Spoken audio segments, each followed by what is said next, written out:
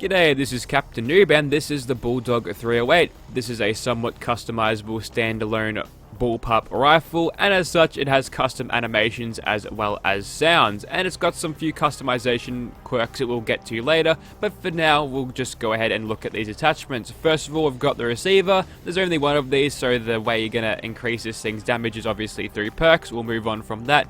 You can increase your weapon's range a little bit just by giving it a 21-inch barrel, so why the hell not? Now for the stocks, you don't actually alter the stock, rather you just give this thing a foregrip. So if you put on the angled foregrip, that'll give you the best recoil. You can put on the vertical one. You grab it in first person, but in third person there's so much clipping that I would probably recommend putting this on anyway. At least this one is sort of hidden under your hand there, as the third person animations aren't altered, unfortunately. Can't do anything with the magazine, no, not even a quick ejector variant, which is a little bit of a shame. But when it comes to the sights is where it gets a little bit more interesting. So we've got the standard irons, which we've got on now, no glowies. We can put on a hollow sight there, which is an eerie tech looking thing, or we could put one with a magnifier. Now I'm going to put emphasis on, it says toggleable multiplier there. So yeah, this thing is actually toggleable. We'll actually get to how we do that a little bit later, but there's also an ACOG and a superior long range scope there if you feel like sniping with this thing. Now for the muzzles, you've got a stock muzzle here. We can put on a flash hider. That'll actually give us no decreases on the range or anything, which is great, so probably you should use that instead of the muzzle. Now there's no suppressor on here, which means this weapon mod you shouldn't ever download because it's bad. Just kidding. And this one is actually the fire rate control, which we can actually change on the fly too. So if we're going to keep this thing semi-auto for now, we'll change it later, but yeah, there's actually a little bit more to that. And of course this thing is sort of here, left over from whatever the modder replaced this weapon on first, and there's a legendary effect if you need it too, but at 205 damage and a little bit less with the automatic thing, I feel like we'll be doing fine, even though we haven't got a suppressor to constantly spam sneak attack criticals. Anyways, let's get to those customization quirks. Okay, so when you do load up this weapon, you might notice in your chemistry station next time you're fiddling around with that you can actually create this weapon, and basically along with this weapon you can find the fire selector in the form of a stealth boy and the scope adjuster. It's pretty self-explanatory what we do. I'll just demonstrate now. So right now we've got semi-auto. If we hit the 1 key to change the fire selector, now we've got full auto. Same thing with the scope here. We've got that magnifier on. If we hit the number 2 key, we don't have that on anymore, and now we're aiming just through the eerie tech, which is pretty good. Now, I've actually found out some of the quirks with this. If you actually fire some bullets and switch over to the other variant, I've just gone back over to semi-auto, we actually get all of our bullets back, which is kind of exploity, but I guess that's generally how the limitations of this system works. Whilst it's actually really cool, you can switch on the fly, that is a pretty bad limitation of it. So if you're really on the immersion train in this weapon, then maybe you want to avoid that and just go and switch it at the workbench in there, although there is no optics sort of switching things, it's either one or the other, so that's kind of interesting. Anyways, we'll actually go ahead and shoot people now, because you've probably been dying to see me do that, right? I made a pun. Righto, here we are in Gunner's Plaza, and before we shoot anybody, we'll just go ahead and make them spawn. Game lags, we know that they've spawned, and we'll look at this in third person there. So the magnifier's down. Interestingly, the lenses are completely not see-through on this side, but on this side they're done fine. But yes, as you can tell, it's a very good looking weapon, even in third person, which is great. We'll quickly go over to these guys. We'll put on that magnifier now because we're shooting at these guys from a little bit of range here. We'll also switch to semi-auto, there we go, and see if we can knock these guys down a lot. So 377 with that sneak attack crit there, but we're rapidly falling damage. Ooh, okay, that's better.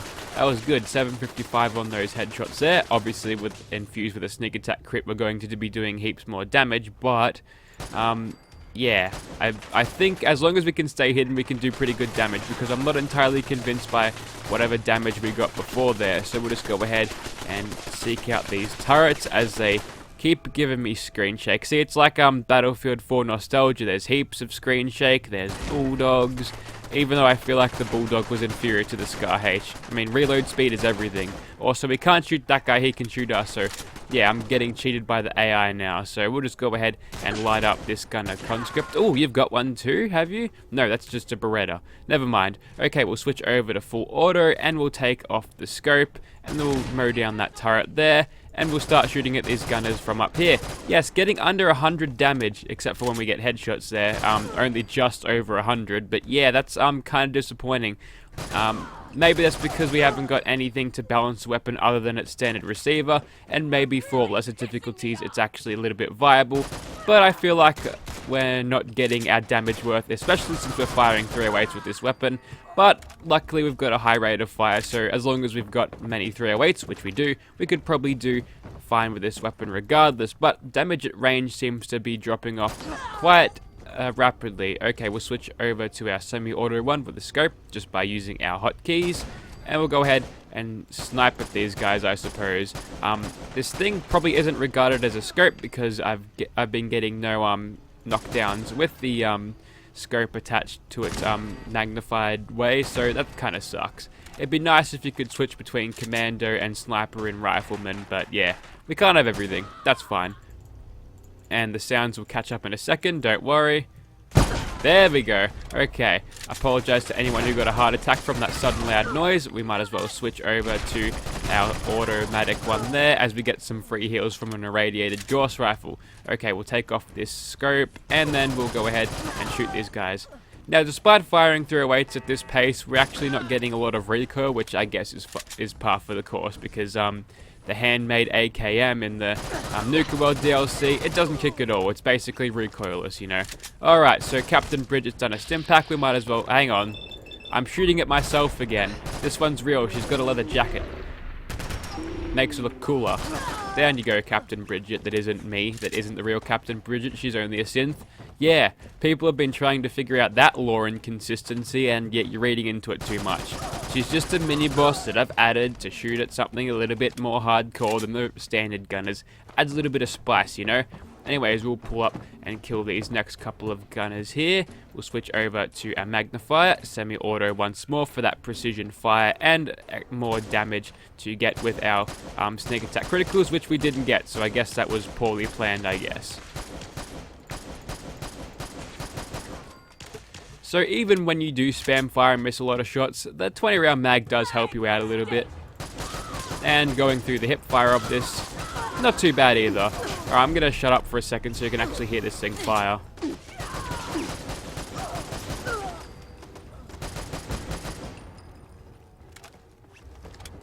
Yeah, the sounds are pretty decent. I like them. But, yeah, not really convinced by the damage of this thing. I kind of wish it was higher. Fortunately, we can do that with legendary effects, so we'll go and take on the Gauntlet. We'll add some legendary effects just for kicks. Okay, so we're about to run the Gauntlet now. I've got a one with a sniper scope here, and I have figured out that if you have two in your inventory at the same time, the whole quick switch thing doesn't work, so that's just something to keep in mind. So right now we've got one of the scopes we can switch out. Right now we've got it on high magnification. We can lower that down to 6 times, so that's pretty useful. So we'll go ahead and make it 10 times, and we'll try to snipe these guys away. There we go, finally switched, and now we've got a nice view of whatever these guys are shooting at, so we'll hold our breath and take them out from range there. And I've discovered that it isn't the range that's holding this thing back. It's actually got quite good range at like in the 240 region, but I think it's just because Very Hard is just taking out my damage that much that I'm only doing a little bit. See, I can only hit basic gunners for 68, which is around about right, but the ones that are wearing combat armor seem to be doing a lot to actually resist my bullets, which kind of sucks there. We'll go ahead and get Gerald. A little bit hard to control the recoil on this thing, but we can probably manage. Now, I'm probably going to switch to something else if he comes around, but as long as we can keep him nice and ragdolled like that. See, it's a staggering and a ragdolling with sniper Bulldog there, so it's basically going to be a showstopper for Gerald over there. We can just push him over whenever he gets near, and now when we want to get lazy with our aim, we might as well just go ahead and take out these super mutants. We got a few crits to burn, why wouldn't we? 423 damage on a critical hit. Yeah, that kind of sucks. So for a suggestion, if this mod author is watching this video right now, good work and everything, but you seem to be needing more receivers on this. Whilst the damage is sort of good, it does get a little bit outpaced when you play very hard difficulty. So anyways, I've left this gun here. That is actually not our Furious one. That is our Furious one now, if we can bring it out. No, we actually haven't got it. Yeah, as you can tell, I'm getting error messages. I didn't actually remember a hotkey this one. Never mind. Okay. Anyways, now we've got an automatic one with the Furious effect. As soon as Gerald is done with these raiders, he'll come after me. We'll make the best use out of the Furious effect by shooting him over and over. Now he's going behind a building. I don't think Penetrator can help us out too much with that. Never mind. We'll just go ahead and take out these raiders. Maybe get some of these crits back. Or maybe not. The mysterious stranger is going to steal our kill before the bullets even get there. Lovely. Okay, there's Gerald over there. We've got a clear shot at his face. We should be able to do a little bit better in terms of that sufficiency now that we haven't got a scope taking up our action points as we aim. But yeah, now that we have got a Furious weapon going, we're taking this guy out a little bit easier. So even with the bad damage, I guess you can still make this thing somewhat usable if you add the very, very overpowered Furious effect to it, which you're going to need some legendary crafting mods to actually activate that, and we get a no kill like overkill or a discount no kill like overkill bonus on that super mutant as we go ahead and shoot him. And I don't think this thing has actually injected into the level list at all. That's probably why it is on the chemistry bench, so won't mess with any of your scripted level list injecting weapons, but it's a little bit unimmersive how you can just pull it out of your ass for nothing at a chemistry station. Also, it is time to have a crit in Bat's defense. Okay, we're good. Now run away with what little action points we've got left, and then we can turn around and kill Gerald as soon as we're ready to do that. Okay, he's gone on to finish off those raiders first also. That's interesting. I think the Furious damage that we have stacked is still around, because I actually saw a super mutant warlord with that said we'd almost guarantee a kill on there. No, I wasn't talking about the low health one either. Also, for some reason, we popped the sneak attack crit there, which was nice. We've got 1,000 damage. Oh, looks like we're in nerd rage now. We'll just use that to target Gerald's face here.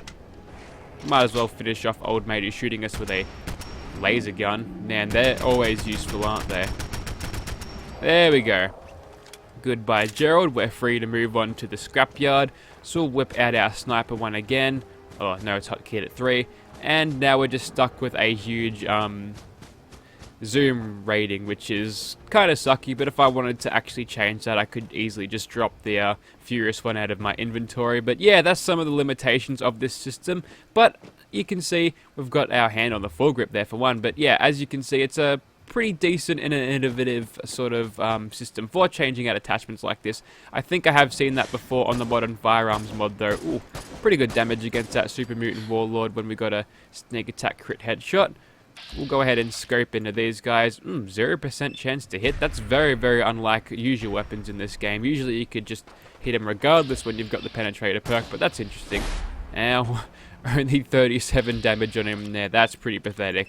That's getting to the point where you'd probably want to get out your suppressed pipe pistol and use that instead. Kind of bad. So yeah, maybe a little bit of balancing is needed for this. I'm pretty sure I've hammered that home enough, so I'll just shut up about that as we try to target this dude's face. There we go. Finally got it. One crit can't finish him off, which is unfortunate. We'll go ahead and finish him off just like that. And then we'll just go ahead and spam more VATs against that super mutant warlord there. Getting a minimal amount of damage with a crit, so yeah. I mean, it's better than a laser rifle shooting at him with that, but I'm feeling it should be better, you know? Nonetheless, it is still a pretty high quality weapon, and there's the third person clipping with that long foregrip there, so that's unfortunate. I think I recognize the animations though, as we just cheekily get a crit off that guy without shooting him, is that you can actually, this mod's animations are actually the same as you'd find on the, I think it's the Russian Recon Pack's DMR weapon, because it seems to have the same reload animation, and it doesn't really line up properly with this, so yeah. If this sort of animation set have been altered slightly, it would be lining up perfectly. But as you can tell, it's not really lining up all that well. If you took notice of Bridget during that little VATS thing, you can see that her finger's not even where, or not remotely where the trigger is. So that's kind of interesting. But nonetheless, it's a good use of someone else's work, or I'm guessing they got permission for it, otherwise it wouldn't be on the Nexus. But yeah, good way to sort of give yourself some nice animations whilst not having to go the extra mile and do it yourself. So, you know what, I'm going to say these animations are fine, even though they slightly don't line up sometimes. Good resourcefulness. Okay. So, I think we've just got a couple of Super Mutant Warlords to deal with. This one is actually legendary, so hopefully we can take him down. No, we're switching back to our Furious one. It's a futile gesture trying to kill this guy in close range with a 10-time scope. Only fools would do that, and I am no fool, at least half of the time at least. I hit like a radroach. See, even the super mutants think this thing sucks. Although this one can't make that same comment because he's using a minigun. Okay, I think we're finally done. There's a dusky Jaguar over there. Is he mad at me? No, he's not. Well, there's just one more. Two more. Man, these super mutants seem endless today when you're not slaughtering them as efficiently as you usually would. We'll press on.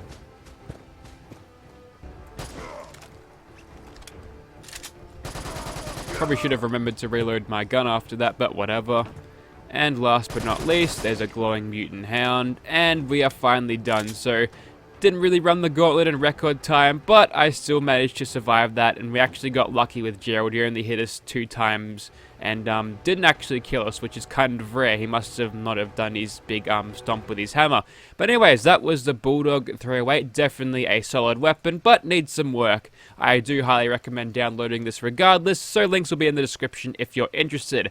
I'll also chuck the Bridget companion link in the description too, because everybody loves Bridget. No? Alright, well thank you for watching anyways.